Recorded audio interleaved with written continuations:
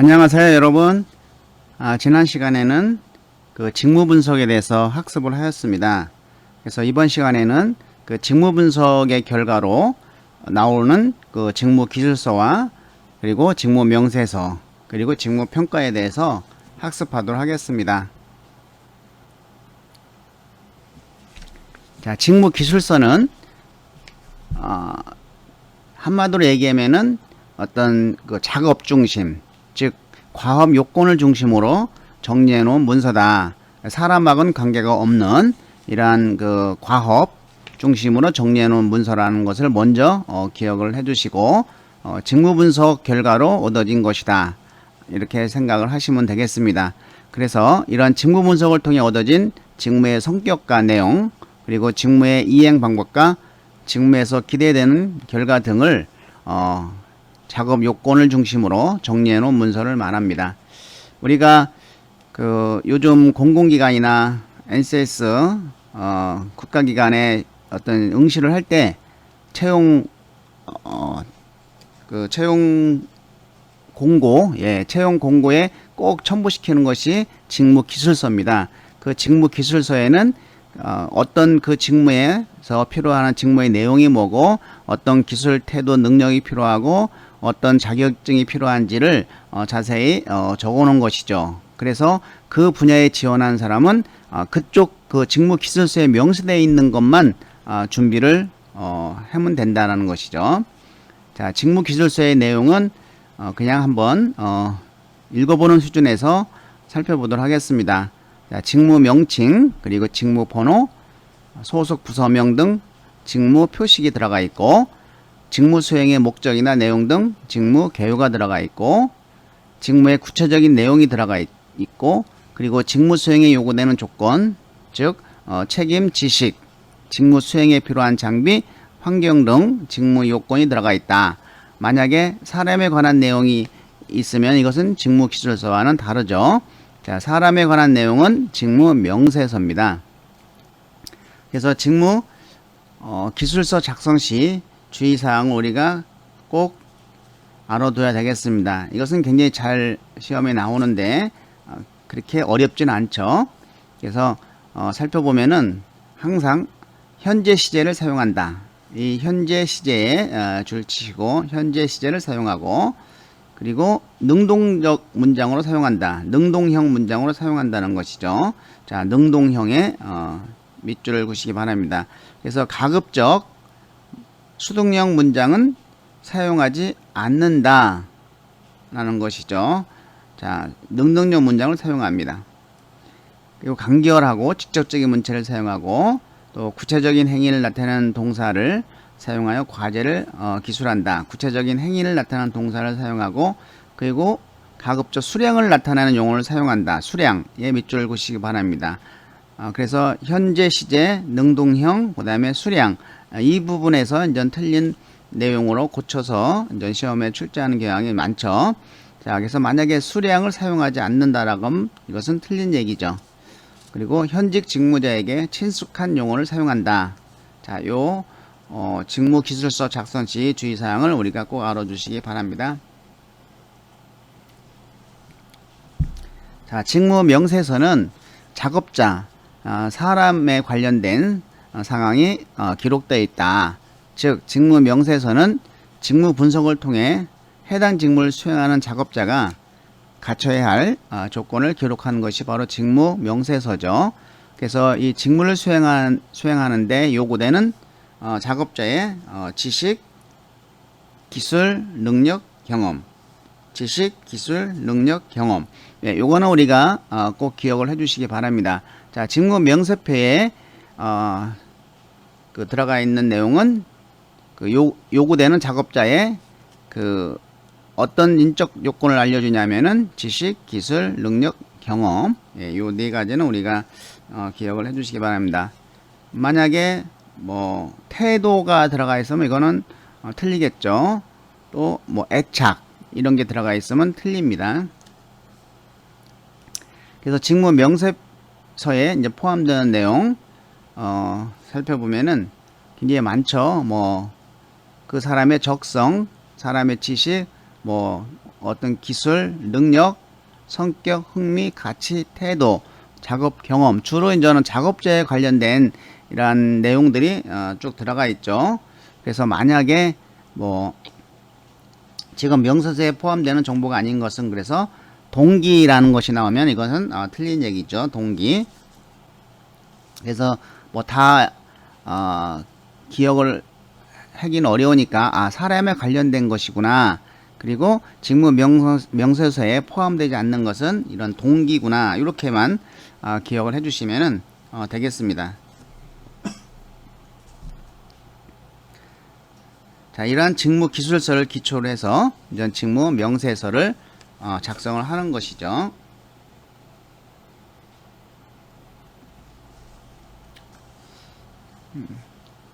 자, 직무 분석에 있어서의 오류를 살펴보면은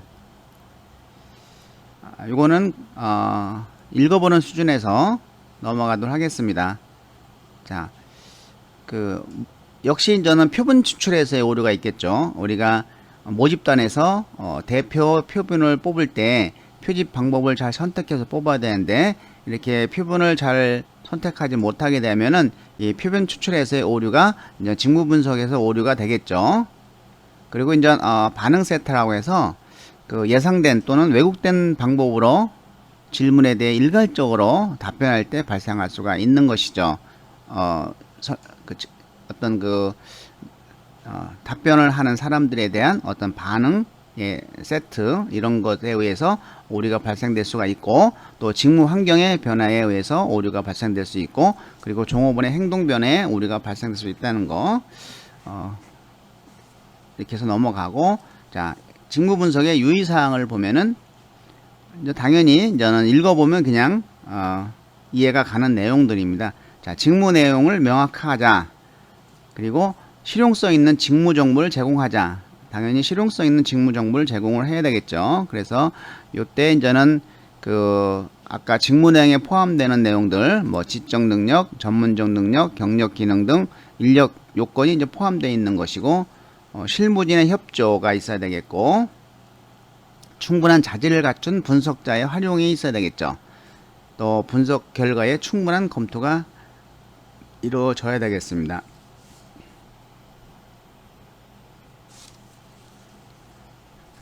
자, 이 직무 분석의 내용은 우리가 세 가지가 들어가 있다. 그냥 이 정도만 기억을 하시면 되겠습니다. 자, 자료, 사람, 사물. 이걸 DPT라고 하죠. 자,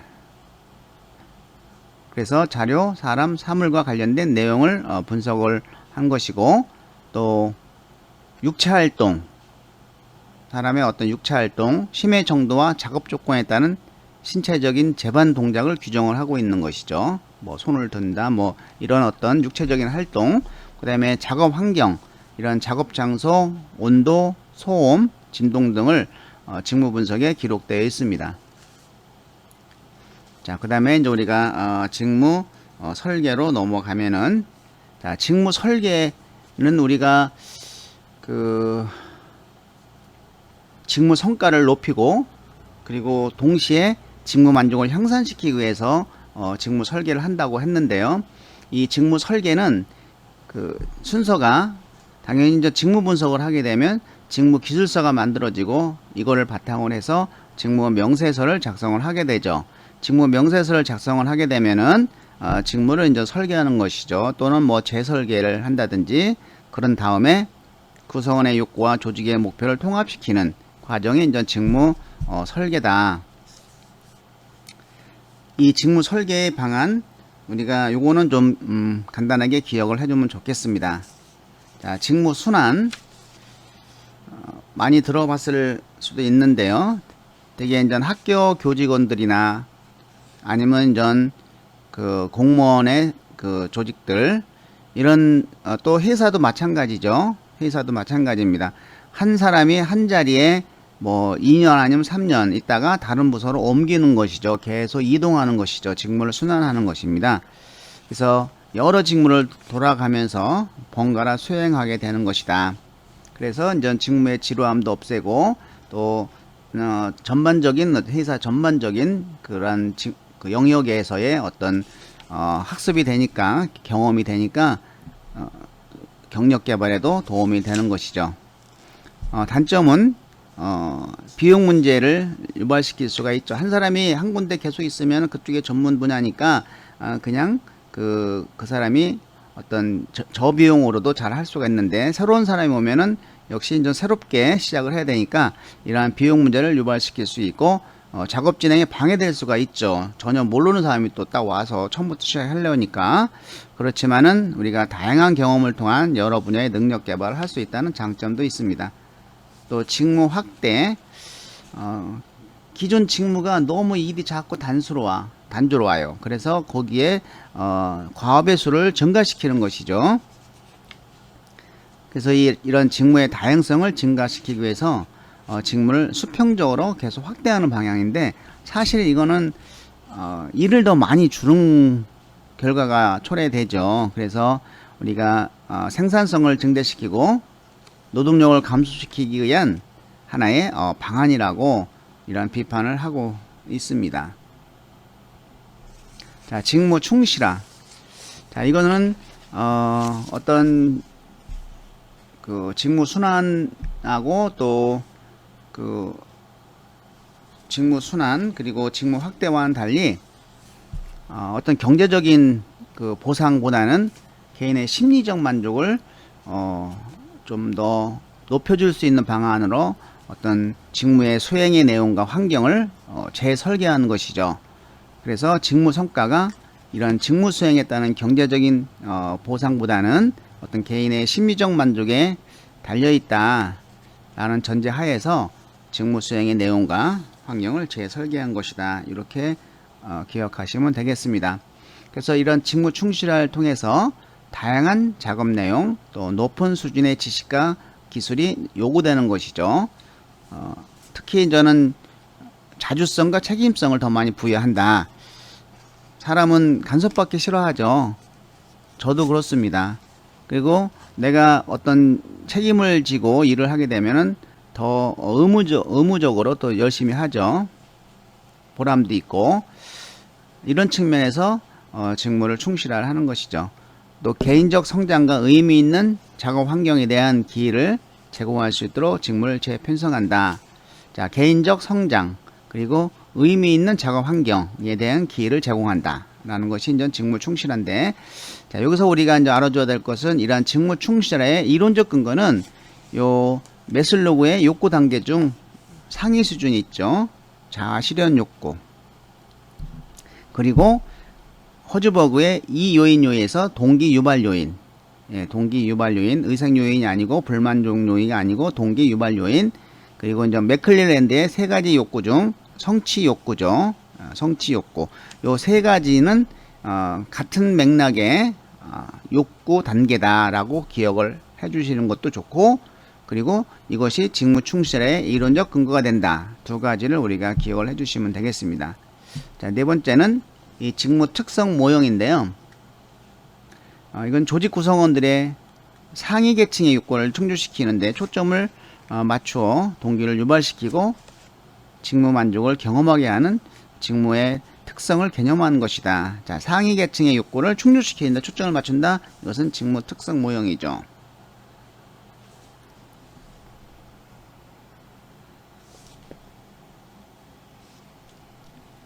자, 이제는 이제 직무 평가에 들어가겠는데요.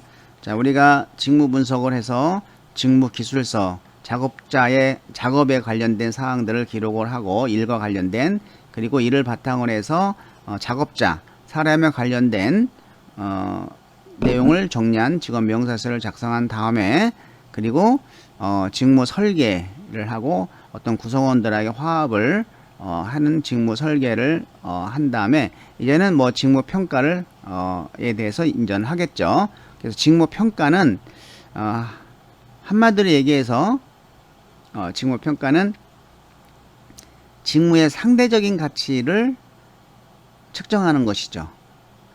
그래서 직무의 상대적인 가치를 측정해서 이것을 임금 산정의 기준으로 삼는 겁니다. 이게 가장 중요하죠. 자, 직무의 상대적인 평가를 해서 임금 산정의 기초로 삼는다. 그래서 먼저 직무 분석을 하고 후 직무 평가를 하는 것이죠. 자, 그러면 이제 직무 평가라고 하는 것은 직무의 복잡성, 곤란도, 책임의 정도 등 조직 내에서 어떤 직무들의 상대적 가치를 결정하는 과정이고, 조직 내에서 직무들의 내용과 어떤 성질을 고려해서 직무들 간의 어떤 상대적 가치를 결정하는 절차다라고 볼 수가 있겠습니다. 그래서 이러한 직무 분석 자료를 기초로 해서 이 직무가 조직에 기여하는 가치도 판단하는 것이죠. 가치를 부여시키고, 그리고 이 직무 평가의 대상은 직무 자체를 평가하는 것이지 다른 걸 평가하는 것은 아닙니다. 그리고 이것이 이제는 직무급, 즉 임금 수준 제도의 임금 수준의 기초가 된다. 그리고 이제 우리가 직무 수행 평가라고 있습니다. 직무 수행 평가, 직무 평가와 직무 수행 평가. 직무 수행 평가는 직무를 수행하는 사람에 대해서 평가를 하는 것이죠. 그러면은 직무를 수행하는 사람에 대한 평가를 하니까 어디에 활용을 할 수 있다? 인사고과에 활용을 하겠죠. 예, 인사고과. 직무를 수행하는 사람을 평가를 하는 것이기 때문에 이것은 인사고과에 반영을 할 수 있다. 예, 그리고 직무 평가는 이 직무 분석 후에 이루어진다고 했죠. 먼저 직무 분석, 그리고 후 직무 평가입니다. 자, 이러한 직무 평가의 목적은 직무 평가는 동일 노동에 대한 동일 임금이라고 하는 직무급 제도를 확립하는데 그 목적이 있다. 동일 노동, 동일 임금, 임금 산정의 목적, 기초가 된다. 임금 수준을 결정한다. 이런 것이 이제 중요한 내용이겠죠. 인적 자원 관리 전반의 합리화를 기하기 위해서 한다. 자, 이제 요 분야는 그냥 우리가 한번 살펴보도록 하겠습니다. 자, 직무평가의 요소와 직무평가 절차를 보면은, 자, 직무평가 요소는 요거는 우리가 기억을 해둬야 되겠습니다. 숙련, 노력, 책임, 작업 조건. 그래서 네 가지 직무평가의 요소에는 숙련, 노력, 책임, 작업 조건. 그래서 직무평가의 절차는 당연히 제일 먼저 직무 분석이 되겠죠. 그리고 거기에 따라서 직무 기술서를 만들고 직무 명세표를 만든 다음에 요소평가를 선정하는 것이죠. 그 요소평가는 숙련, 노력, 책임, 작업 조건입니다. 그리고 나서 직무평가에 어떤 방법의 직무평가를 선정할 것인지, 그래서 이제 뒤에 우리가 학습을 할 직무평가 방법, 서열법을 할 건지 분류법을 할 건지 점수법을 할 건지 요소비법을 할 것인지 결정을 한 다음에 직무평가를 내리는 것이죠. 자, 직무평가 방법은 우리가 알아둬야 되겠습니다. 네 가지 뒤에 나오는 거. 그리고 스미스의 직무평가 요소. 스미스는 이렇게 직무평가 요소를 이야기했다. 혹시 또 직무평가 평가 요소가 이제 그 숙련, 노력, 책임, 작업 조건인데 스미스는 어떤 걸 직무평가 요소로 했느냐라고 나올 수가 있어요. 그러면 이제 정신적, 육체적 요소, 그리고 책임, 작업 조건, 작업 환경 요소. 그러니까 정신적, 육체적 요소, 요것이 이제는 그 안에 들어가 있는 것이죠. 자, 그리고 이제 스미스 등의 직무 기술 지표를 살펴보면은 임금에 대한 만족, 일 자체에 대한 만족, 승진 기회에 대한 만족. 예. 세 가지, 이것도 이제는 객관식으로 나올 수가 있습니다. 근데 만약에 회사 정책에 대한 만족, 그러면 틀리죠. 직무 기술 지표에는 회사 정책에 대한 만족은 포함되지 않습니다. 임금, 일, 승진 기회에 대한 만족이 포함되고 있습니다.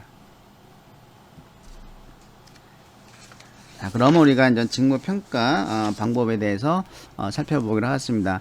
자, 비양적 방법, 우리가 질적평가라고도 볼 수가 있겠습니다. 그리고 저는 소규모 평가, 질적평가를 하니까 많은 거를 못해요. 소규모 지식을 평가한다. 그래서 직무의 가치를 상대적으로 평가하는 방법, 서열법과 분류법이 있고, 양적평가는 양적으로 많은 직무가 있는 것도 이제 우리가 평가할 수 있는 방법이죠. 점수법과 요소 비교법이 있다. 자, 먼저 서열법. 이 서열법은 단순히 순서만 나타내는 겁니다. 순서만 나타나는 것이고, 자, 이것은 우리가 질적 평가 방법이다. 이런 걸 기억을 해주면 되겠습니다. 정서적 방법은 이제 질적 평가 방법이다. 양적이 아닙니다. 그래서 이 서열법은 그 직무 수가 많거나 내용이 복잡할 때는 어렵다 라는 것이죠.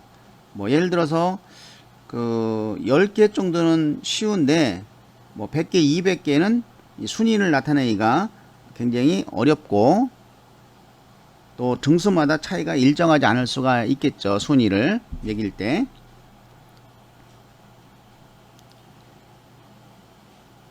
예, 그래서 이것은 우리가 상대적으로 가장 단순한 직무를 최하위에 배정하고 가장 중요하고 가치 있는 직무를 최상위에 배정함으로써 순위를 결정하는 방법. 소규모 조직의 직무평가에 활용에 적합하고, 자, 그렇지만 이거에 이제 평가지 주관적 판단이 개입될 소지가 있겠죠. 그래서 평가 결과의 객관화가 곤란하다. 예, 질적 평가 방법이다. 자, 분류법은 이것도 질적 평가 방법에 해당이 됩니다. 서열법에서 발전된 것이죠. 자, 역시 이제는 등급을 매기는 겁니다. 우리가 수능을 등급을 매겨서 1등부터 9등급까지 나누듯이 이 직무도 등급을 나눠 놓고 거기에 이제는 등급을 나눠 놓고 직무를 적절히 판정해서 맞춰 넣는 평가 방법이 있죠. 강제 배정의 특성을 갖고 있죠. 정보기관, 학교, 서비스 등에서 많이 사용한다. 그렇기 때문에 좀 간단하고 이해하기 쉬우며 비용이 적게 소요되겠죠.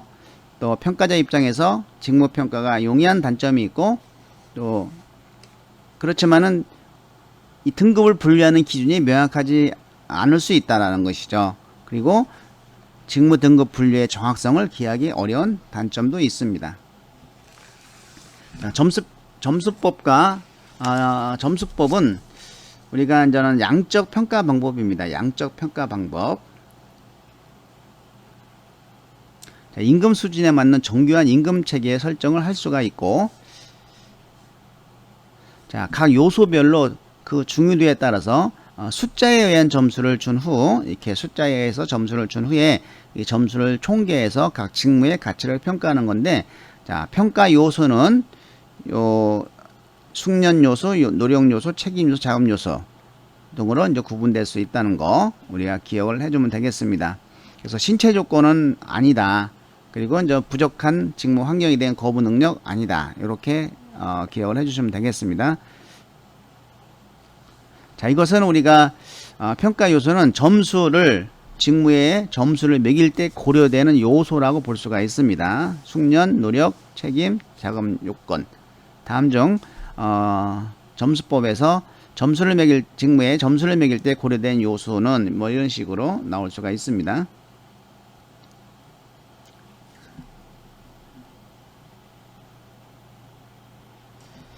자, 이 평가 방법은 평가 과정에서 그 객관적 판단이 요구됩니다. 자, 객관적 판단이 요구된다는 거 별도로 써주시기 바랍니다. 자, 주관적 판단은 아니다라는 겁니다. 객관적 판단이 요구된다. 양적 평가이기 때문에 주관적 판단은 아니고 객관적 판단이 요구되는 것이죠. 자, 네 번째는 요소 비교법입니다. 자, 이것은 그 대표 직무를 먼저 선정을 해요. 이게 기준 직무죠. 그래서 대표 직무를 선정을 해서 이 기준 직무와 비교를 통해서 평가를 하는 것이죠. 양적 평가 방법입니다.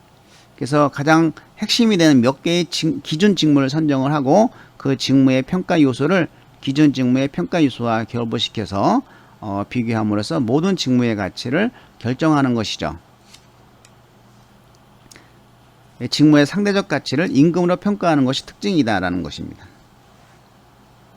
자, 그래서 이거는 우리가 기준 직무와 비교를 해서 다른 직무의 요소 비교를 한다.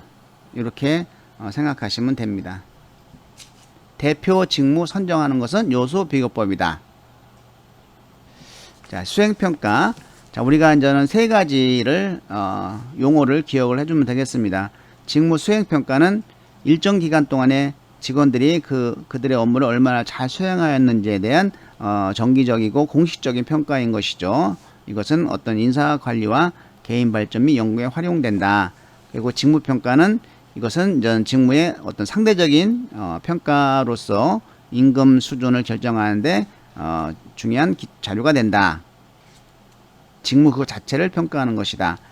직무 분석은 이 직업을 수행하기 위해서 작업자들에게는 어떤 능력이 요구되는지를 분석하는 것이 직무 분석이죠. 자, 직무 분석의 유의점, 우리가 앞에 것만 기억을 해주시면 되겠습니다. 뭐 기술적인 측면의 한계, 인간관계적 측면의 유의점, 직무 평가상의 뭐 유의점은 그 다음에 직무평가위원회 조직, 여기서 5번 직무평가위원회 조직, 이 부분을 좀 우리가 잘 봐주시기 바랍니다. 직무평가할 때 직무평가위원회를 조직을 해서 하는데, 이러한 직무평가위원회 조직을 구성할 때 참여하는 경영자를 선정하는 과정에서 좀 문제점이 발생될 수 있다는 것이고, 그리고 직무평가의 결과와 노동시장 평가의 어떤 불일치가 이루어질 수 있다. 예, 요거는 그냥 우리가 참고로 알아주시면 되겠습니다. 예, 직무 분류. 이것은 직무 분류는 동일하고 유사한 역할 또는 능력을 가진 직무의 집단이 되겠죠. 그래서 직무군으로 분류하는 것을 말한다. 이러한 직무 분류의 목적은 그 직무들 내에서도 단계적으로 승진하도록 한다든지 뭐 이동하도록 함으로써 이러한 새로운 직무에 대한 학습이 보다 쉽게 될 수 있도록 직무 분석하는 것이다. 예, 그래서 이건 이거는 우리가 참고로 읽어 주시기만 하면 되겠습니다. 예, 이걸로 마치도록 하겠습니다. 수고 많이 하셨습니다.